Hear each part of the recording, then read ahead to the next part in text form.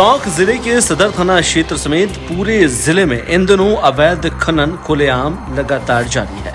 इसके बावजूद तमाम शिकायतों के बावजूद काले कारोबार को रोकने के लिए जिला प्रशासन उपखंड प्रशासन फेल होता नजर आ रहा है। पिछले कई महीनों से बनास नदी में दिन दहाड़े अवैध खनन का सिलसिला लगातार जारी है। इससे एसआईटी टीम और जिला प्रशासन के अधिकारियों की कार्यशैली पर सवाल उठ रहे हैं। खनन माफिया द्वारा आए दिन किसानों की फसलें नष्ट की जाती है और इस तरह की आपत्ति की जाती है तो मारपीट की घटनाएं भी सामने आती है। शिकायतकर्ताओं ने राजस्थान संपर्क पोर्टल की कार्यशैली पर भी सवाल उठाए, जिसमें स्पष्ट होता है कि इस अवैध गतिविधि पर रोक लगाने में प्रशासन की नाकामी उजागर हो रही है। टोंक जिले की बनास नदी किसी जमाने में जीवनदायिनी के रूप में मानी जाती है, लेकिन अब इन दिनों अवैध खनन कर तो बनास नदी का सीना छलनी किया जा रहा है और लगातार अवैध माफिया पनपते जा रहे हैं। अब तक बात करें बनास नदी की, तो बनास नदी में हुए कई खूनी संघर्ष ने लोगों ने जान गंवाई। अभी पिछले दिनों चूली में खूनी संघर्ष देखने को मिला है। इस वक्त उसी बनास नदी में हम मौजूद है। मेरे पीछे की तरफ आप देख रहे हैं तस्वीरें, किस तरह का यहाँ पर अवैध खनन किया जा रहा है। बात करें तो जहाँ पर हम मौजूद है वहाँ पर सामने की तरफ अवैध खनन किया जा रहा है, जिसमें बड़ी संख्या में ट्रैक्टर ट्रॉली है, लोडर है, ये सब मौजूद है और यहाँ पर खनन किया जा रहा है। लेकिन विभाग शासन अब तक कार्रवाई नहीं कर रहा है, इसमें लगातार नाराजगी पनपती जा रही है। हमारे साथ मौजूद है कुछ ग्रामीण है। सर, बात करें किस तरह की आप में नाराजगी है? नाराजगी की बात तो बहुत तगड़ी नाराजगी है। क्यों, हम रात दिन यहाँ रहते हैं, खेती बाड़ी का कार्य करते हैं। सबसे बड़ी नाराजगी तो ये है कि हम खेती बाड़ी करने वाला आदमी है, तो हमारी बजरी यहाँ से बजरी को उठा के लेके जाएंगे खेती बाड़ी के पास में, तो कम से कम कहेंगे तो रोकेंगे टोकेंगे उनको। हम रोकते हैं टोकते हैं तो ये लोग लोडर लेकर के। चित्तौड़गढ़ जिले के सदर थाना क्षेत्र में स्थित सेगवा हाउसिंग बोर्ड में एक ज्वेलरी की दुकान पर चोरों ने बड़ी चोरी को अंजाम दिया। साथ ही चोरों ने दुकान में करीब 12 किलो चांदी और 10 तोले से अधिक सोने के आभूषण चुराए। श्री सांवलिया ज्वेलर्स के मालिक ने बताया कि उन्होंने दुकान का कामकाज निपटा कर घर लौटे थे। सुबह करीब 6 बजे दुकान के पास स्थित दूध डेयरी बूथ के मालिक ने उन्हें दुकान में ताले टूटे होने की सूचना दी। इस पर विकास सोनी दुकान पहुंची तो वहां दृश्य देखकर अस्त व्यस्त हो गए और दोनों तिजोरी काउंटर के ताले टूटे मिले, जिससे चोर करीब 10 किलो चांदी और 12 तोला सोने के आभूषण चुरा के ले गए। पुलिस मामले की जांच कर रही है।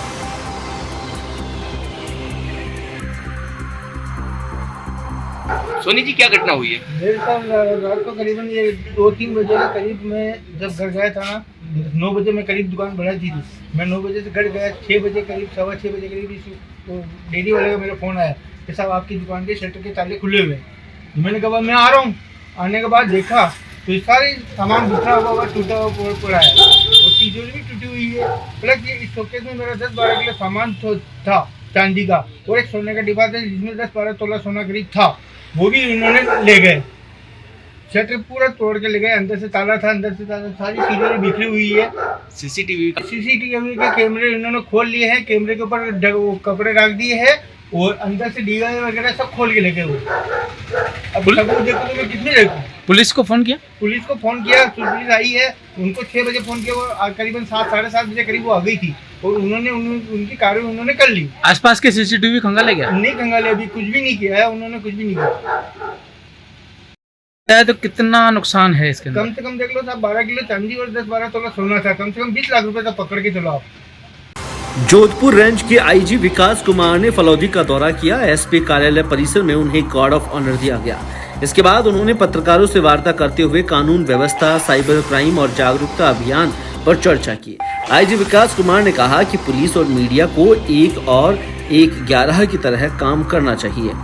उन्होंने जोर दिया कि साइबर अपराध जो डर, लालच, अज्ञानता के कारण तेजी से फैल रहा है, उसे रोकने के लिए जागरूकता फैलाना आवश्यक है। फलौदी नया जिला नवसृजित जिला है और चूंकि एक साथ राज्य में बहुत सारे जिले सृजित हुए तो थोड़ा सा संसाधनों का न सिर्फ मानव बल बल्कि ढांचागत आधारभूत व्यवस्था की भी थोड़ी सी समस्याएं आई हैं।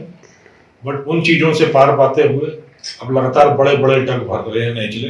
हमारे यहाँ 2 जिले हैं, बालोतरा और फलौदी, दोनों ही अब 23 से नए बड़ी डगर पे चले हैं और जितना सपोर्ट हो सकता है राज्य स्तर पे, रेंज स्तर पे इनको प्रोवाइड किया जा रहा है।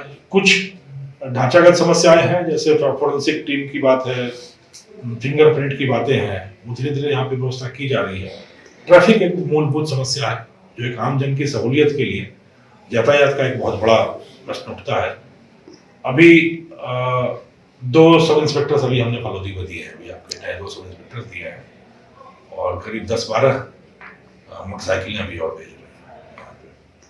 तो उन मोटरसाइकिलों से शहर में गश्त वस्त की व्यवस्था भी अच्छी हो जाएगी और ट्रैफिक के जो जाम पॉइंट्स है वहाँ पे पुलिस लग जाएगी।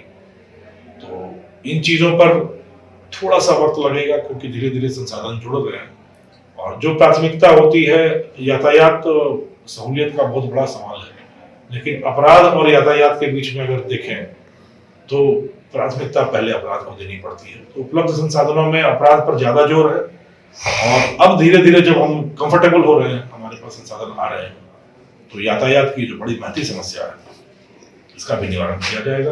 उदाहरण के तौर पे मैंने बताया आपको कि 2 सब इंस्पेक्टर भी हमने भेजे हैं, करीब 10 मोटरसाइकिल नए फिर भेजेंगे।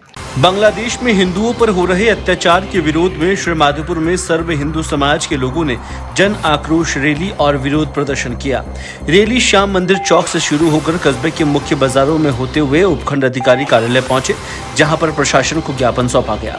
इस रैली में बड़ी संख्या में लोग शामिल हुए और बांग्लादेश सरकार के खिलाफ नारेबाजी की। प्रदर्शनकारियों का कहना था कि केंद्र सरकार बांग्लादेश सरकार पर दबाव डालकर वहां रह रहे हिंदुओं की सुरक्षा सुनिश्चित करे। वे चाहते हैं कि केंद्र सरकार इस मुद्दे को अंतर्राष्ट्रीय स्तर पर उठाए और बांग्लादेश पर दबाव बनाए। खेड़ली कस्बे का इकलौता पार्क पालिका की अनदेखी के कारण खस्ताहाल स्थिति में पहुंच चुका है। जनता के स्वास्थ्य और सुकून के लिए बनाए गए इस पार्क में साफ सफाई का अभी अभाव है, जिससे कई जगह गंदगी के ढेर लगे हुए हैं। सुबह करीब 8 बजे पार्क की स्थिति और भी बदतर दिखाई देती है, जबकि सुबह 5 बजे से लोग इस पार्क में टहलने और योग अभ्यास के लिए आते हैं। ऐसे में उनकी शांति और सुकून का अनुभव निश्चित ही प्रभावित हुआ है। पार्क की गंदगी और पेड़ पौधों की खराब हालत पालिका के दोषपूर्ण रखरखाव की कहानी खुद बयान करती है। नगर पालिका कार्यालय के ठीक सामने स्थित इस पार्क की बदहाल स्थिति के लिए अन्य कर्मचारी और साथ ही सफाई निरीक्षक मौजूद रहे और वही जिम्मेदार है।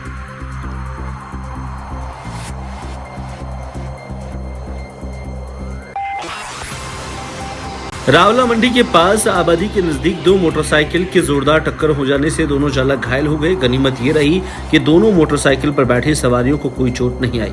जानकारी के मुताबिक एक मोटरसाइकिल तेज गति से रावला मंडी की दिशा से आ रही थी और चालक ने रॉन्ग साइड से मोड़ दिया।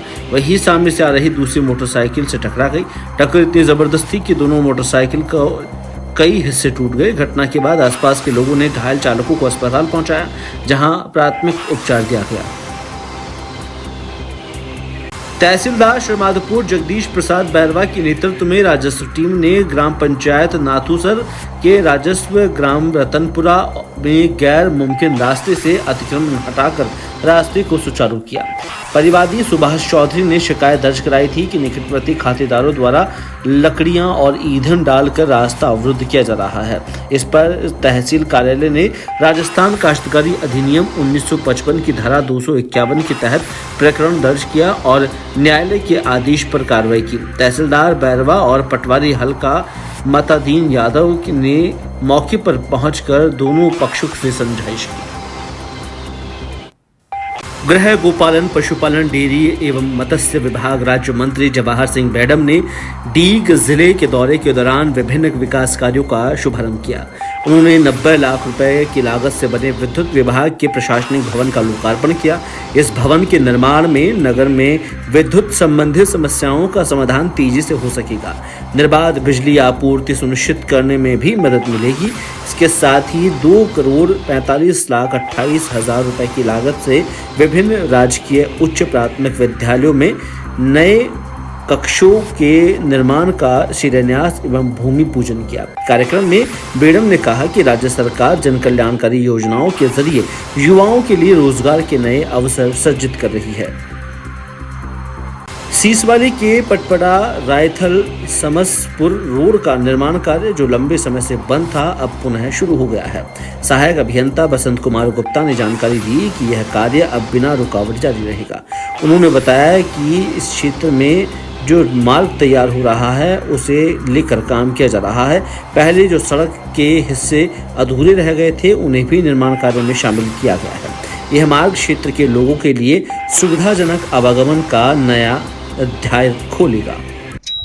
तो सर ये जो रोड बन रहा है ये कहाँ से कहाँ तक का है और क्या है मामला इसका? ये पटपड़ा से लेके समस्तपुर 12 तक का है। अच्छा, पहले इसने एक लेयर कर दी थी डामर की, अब फाइनल लेयर बिछाना चालू किया है। हाँ। अब बाकी अभी इस रोड को जल्दी पूरा कर देंगे, पूरा समस्तपुर तक। समस्तपुर तक, ठीक है। बीच के जो टुकड़े छूटे वो भी जल्दी हो जाएंगे। अच्छा, लगभग लगातार चालू रहेगा? चालू ही रहेगा।